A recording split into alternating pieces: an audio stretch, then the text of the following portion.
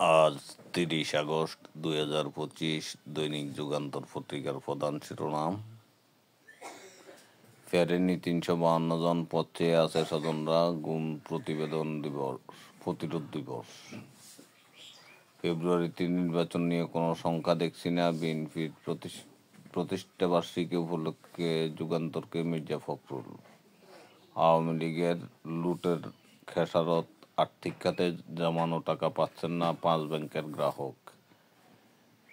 পাচার 22 লাখ কোটি টাকা, বেশিরভাগ অর্থ লুট হয় এলসিতে। আহত নূর আইসিইউতে।